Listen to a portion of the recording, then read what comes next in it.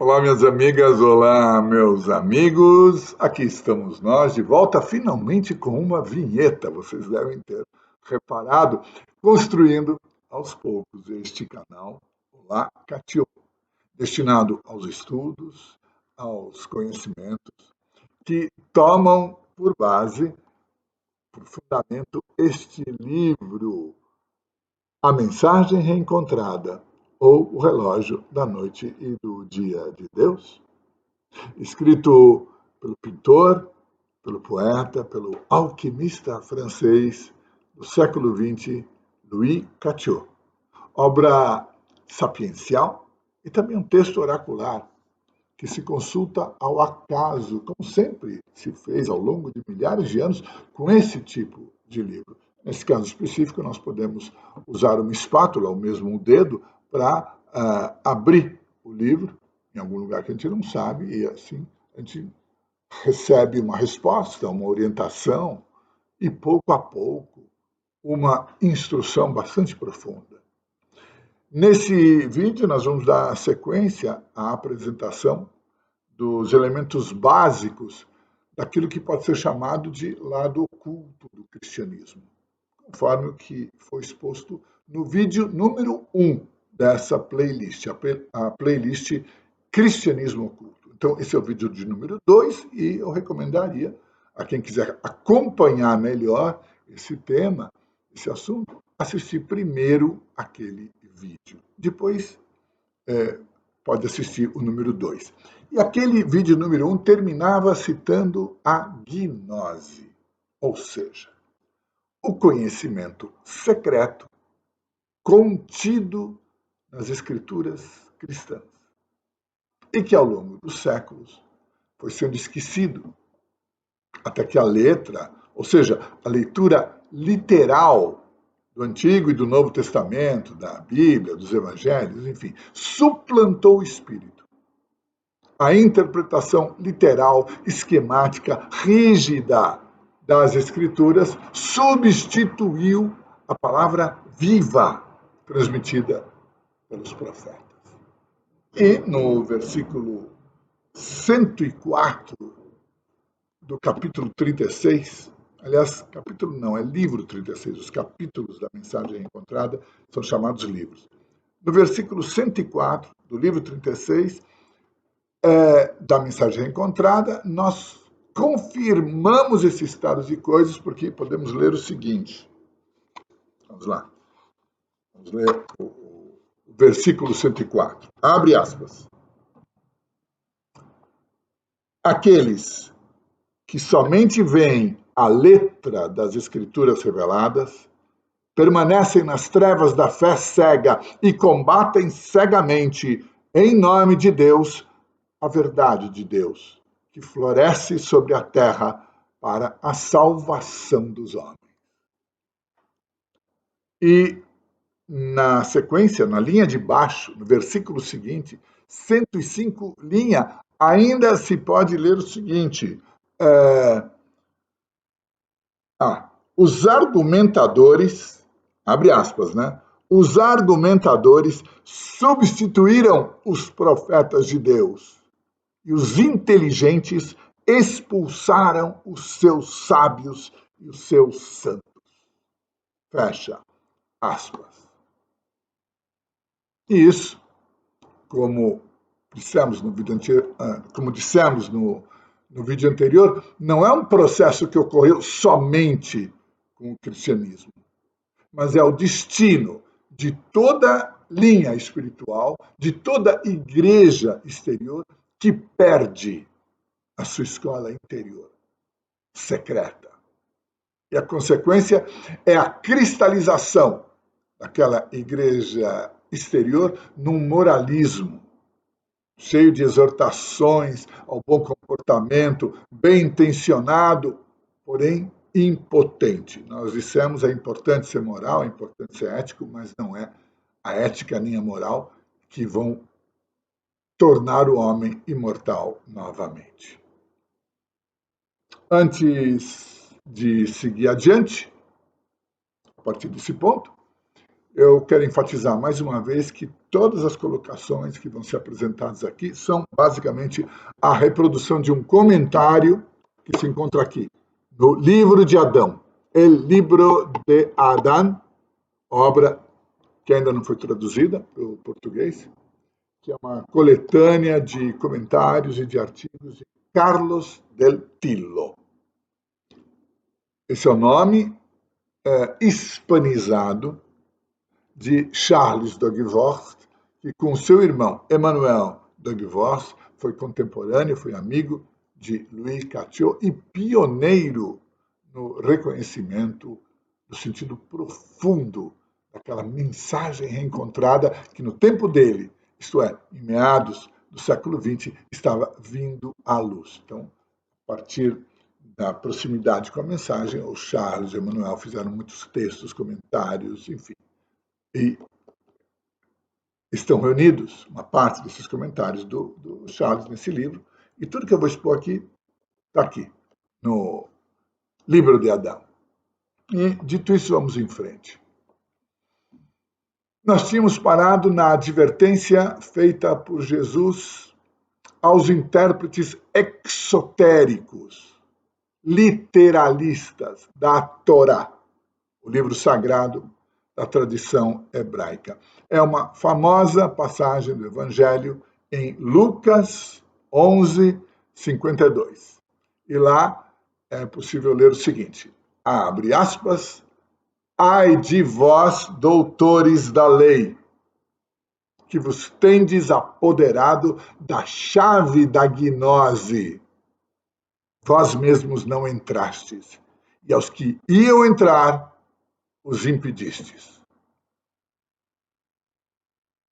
É a advertência que Cristo faz, que Jesus faz aos doutores da lei. E se alguém tiver dúvida que a palavra que se encontra nessa passagem do Evangelho é realmente gnose, pode consultar esse livro também, é um livro de referência, é o Novo Testamento Interlinear Grego-Português, que reproduz o texto original do Novo Testamento, que foi escrito em grego. Pois bem, o Carlos del Tillo diz que nessa advertência de Jesus, aqueles que, abre aspas, iam entrar, são sem dúvida os que esperavam penetrar o esoterismo, o mistério oculto da Escritura. Em suma, o ensinamento, esperavam penetrar o ensinamento que, como era dito, era dado somente, abre aspas, na casa, em oposição à doutrina ensinada publicamente, na praça pública. Né? Exoterismo exterior, esoterismo interior. E quanto à chave da gnose, que Jesus cita, né? Os tendes apoderado da chave da gnose. Isso é uma referência ao segredo da iniciação. A verdadeira iniciação, a iniciação dada por Deus, que é o único que permite penetrar o conhecimento da divindade. Ou seja, vir a conhecer o Deus oculto em cada um. Ter a experiência, ter o encontro. E o Carlos del Tillo lembra aqui outra passagem conhecida no Evangelho de Mateus, capítulo 13, a partir do versículo 10, onde se lê o seguinte, abre aspas. E acercando-se dele os discípulos, disseram-lhe, por que lhes falas por parábolas? Ele, respondendo, disse-lhes, porque a vós foi dado conhecer os mistérios do reino dos céus, mas a eles não. Porque àquele que tem se dará mais e terá em abundância. Mas àquele que não tem, até aquilo que tem lhe será tirado. Por isso, Desfalo por parábolas, porque vendo não veem, e ouvindo não ouvem nem compreendem. Abre, ou melhor, fecha aspas. Assim nós vemos que a palavra gnosis é usada por Jesus no sentido de conhecimento experimental da divindade para aqueles que veem, para aqueles que ouvem, ou seja, ver, ouvir, ter um conhecimento sensível. E esta palavra, gnose, procede do verbo grego gignosko, que se escreve gignosko, mas se lê com som de G duro, gignosko, isto é, conhecer. E esse gignosko tem a mesma raiz de gignomai, que quer dizer nascer. Então, gnose, gignosko, gignomai. Conhecimento, conhecer, nascer. E a esse propósito, vale aqui comentar que muita gente faz uma diferença, até mesmo opõe o conhecimento de Deus e o amor de Deus, como se o conhecimento excluísse o amor. Mas, como nós vimos pela própria etimologia, o verdadeiro conhecimento não é algo de ordem meramente intelectual. É um renascimento. Conhecer, pela origem da palavra, é co-nascer. Ou seja, tem o mesmo sentido de regenerar, gerar de novo. Nas palavras regenerar, regeneração, encontramos aquela mesma raiz grega, gn, regenerar, regeneração. A mesma que aparece no termo gnose, ou em palavras como geinomai, que é outra forma do verbo nascer, né? Ou genos, que é raça, linhagem, né? Ou, também no latim, genitor, pai, né? Enfim. O importante mesmo é entender que não existe uma verdadeira gnose, um verdadeiro conhecimento, sem essa regeneração, sem morte e ressurreição, podemos dizer. Essa gnose, esse conhecimento, não está no plano da especulação intelectual. Trata-se de uma experimentação sensível. Trata-se da consumação de uma realização real. É transmitida em segredo de mestre a discípulo. É dada por Deus ao buscador piedoso que pede. Esse é um mistério esotérico. Só que falar de esoterismo cristão é meio complicado. Muitos cristãos acham que esse negócio de esoterismo está meio fora da religião deles. Tem a ver com ocultismos, com coisas desse tipo. E realmente, desde mais ou menos o século IV da nossa era, ano 300 e pouco e tal, a escola iniciática e, portanto, a transmissão dessa gnose foi sumindo da igreja oficial, que, dali em diante, foi se opondo a todas as tentativas de ressurgimento da gnose feitas ao longo da história. E o esoterismo cristão só se perpetuou em formas marginais, que a igreja algumas vezes tolerou e outras condenou e perseguiu. E não faltam exemplos.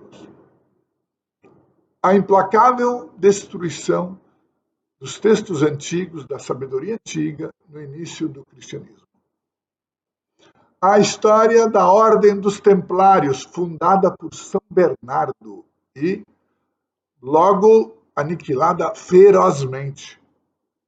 As comunidades de construtores da Idade Média, precursoras da maçonaria, que no final foi proibida. A abolição das ordens de cavalaria, onde se difundia um ensinamento esotérico. O destino do trobar plus, le trobar plus, isto é, o trovar fechado, praticado sob a forma de poesias de amor pelos trovadores provençais e catalães, banidas finalmente pelo bispo de Paris em 1277. Alguns exemplos. Até o autor da Divina Comédia, o supremo Dante Alighieri, adepto da sociedade secreta dos Fideli d'Amore, apesar das precauções que tomou para esconder o seu conhecimento esotérico, não conseguiu escapar da condenação papal. Nos últimos tempos ele foi reabilitado, porque como quase ninguém mais lê as obras dele, ele já não pode ser um incômodo para a igreja.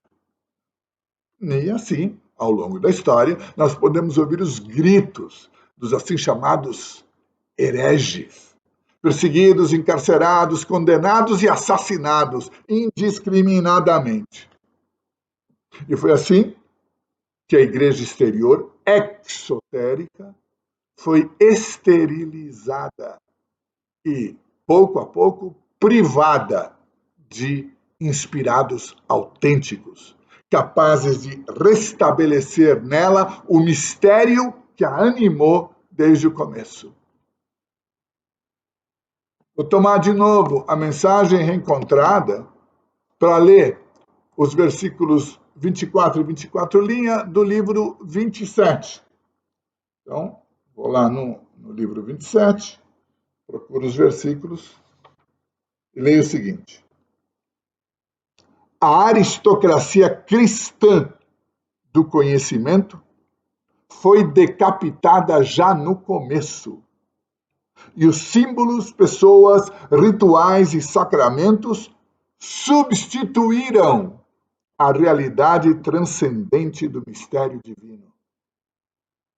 Assim, sem sabê-lo, os que orgulhosamente se achavam os mais esclarecidos se transformaram em idólatras, cegos e supersticiosos, e exigindo a fé cega para todos, voltaram a pôr a luz de Deus sob o alqueire, e eles mesmos se privaram dela. Isso de colocar a luz de Deus sob o alqueire está em Mateus, no Evangelho de Mateus, capítulo 5, quando ele diz, não se pode colocar uma luz sobre o alqueire, tem que colocar no velador para que todos vejam, para que ilumine a casa. Mas não foi o que aconteceu na história da igreja cristã. Não completamente, ainda existem buscadores sinceros no seio das igrejas. Mas, de qualquer maneira, já que a aristocracia cristã foi decapitada, né, e, como diz o versículo, símbolos, pessoas, rituais, sacramentos substituíram a realidade transcendente.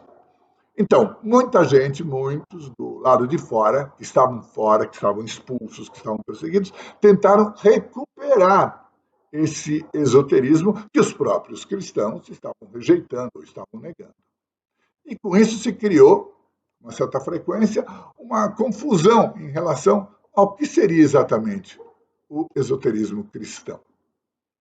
Então, é um tema complicado, porque a maioria dos cristãos parece que perdeu a lembrança do mistério de regeneração que o fundador da religião e os seus herdeiros autênticos ensinavam.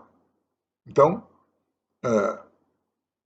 basta lembrar do que está escrito no Evangelho de Lucas 6:40. Abre aspas. O discípulo não é superior ao seu mestre, mas todo discípulo para ser perfeito, há de ser como o seu mestre.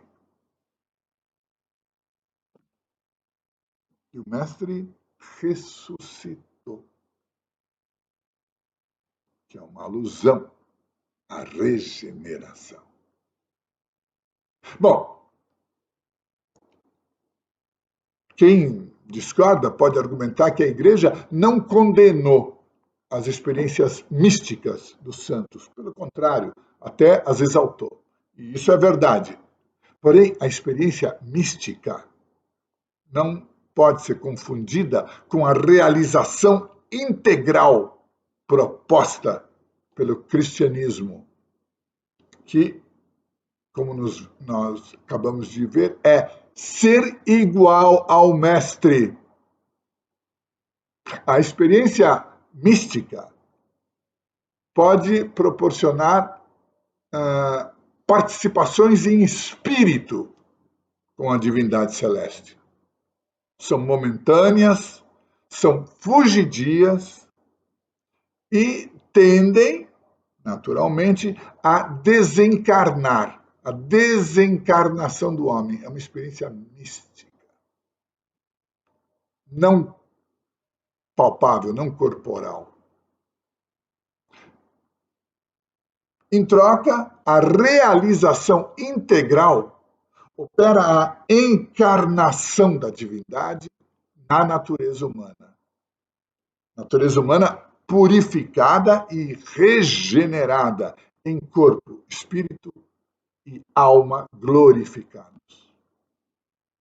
E é isso que o próprio Jesus diz a Nicodemo, que parecia ter se esquecido desta profundidade da doutrina. Então, as palavras de Jesus no Evangelho de João, capítulo 3, versículo 3, abre aspas, na verdade, eu te digo, se um homem não nascer de novo, ele não pode ver o reino de Deus. Fecha aspas. E como nós vimos antes, esse nascer de novo é a gnose, é o conhecer, o conascer, a regeneração, o dom que Deus pode conceder a quem buscar, a quem pedir. E isso também está, claro, todos os livros sagrados dizem, isso também está aqui, na mensagem encontrada, né? E esse fato de que também se encontra aqui pode, inclusive, nos dar uma pista sobre a natureza desse livro. Que livro é esse? Mas vamos lá. Versículo 45 do livro 29. Vamos lá, 29. Aqui, estou no começo do livro. 29, 45. Aqui, ó.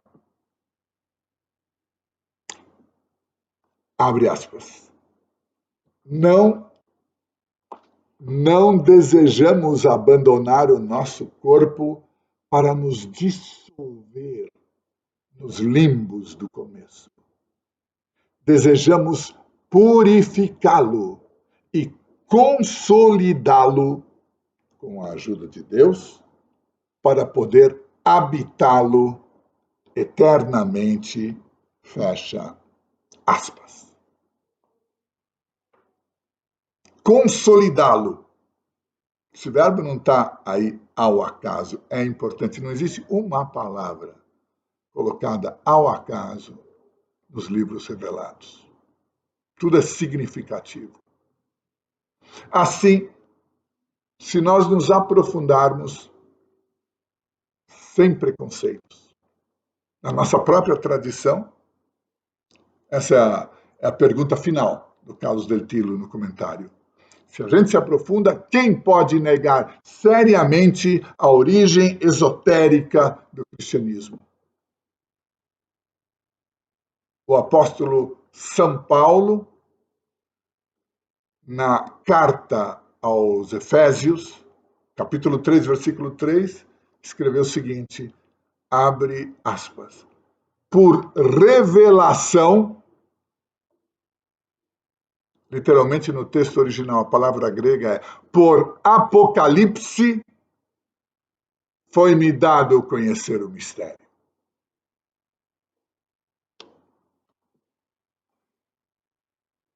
É muito profundo. Não é complicado, mas é muito profundo. E antes de terminar, eu vou abrir um versículo da mensagem encontrada ao acaso, sem uma prévia roteirização, isto é, sem saber qual dos cerca de 5.000 versículos desse livro vai se apresentar. Vamos ver.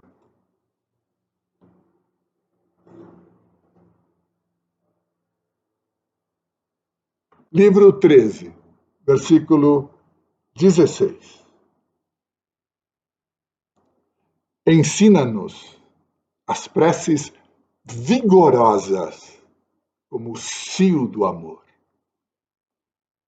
Dá-nos os impulsos que levarão nossas almas além do abismo. Canta-nos o nome que força as portas da morte. Nutre-nos na essência que arrasta o ouro vivo. Oferece-nos o sol redentor das nossas vidas extraviadas. É muito bonito, né? Poético, né? Mas tem um valor profundo quando ele ensina-nos as preces vigorosas. Esse vigor, essa força, a força de todas as forças. Né? As imagens são muito fortes, são, como é que diz, são imagens de consolidação, impulso que leva as almas além do abismo. O nome, o tetragrama, que força as portas da morte. A essência que arrasta o ouro vivo. Não é uma imagem mística. O sol redentor. É muito bonito. Esse livro é muito profundo. E eu quero dizer para quem estiver interessado em conhecer mais esse livro vivo, que por favor me escreva aqui nos comentários do canal. Porque, sem dúvida, tem muita coisa para meditar em tudo isso. Que, como eu disse, longe de ser complicado, é simples, mas profundo. Um presente que nos foi deixado por Louis Catio e pelos estudos, pela dedicação de Emmanuel e de Charles Dogvost. Aliás, Carlos del Tilo, deixado a todos que não se contentam com promessas vagas, mas buscam a senda esquecida que leva à regeneração, ao sol glorioso. Eu espero que o que nós ouvimos até aqui possa nos ajudar nessa procura. E convido vocês para o nosso próximo encontro aqui no canal. Alô, Catio.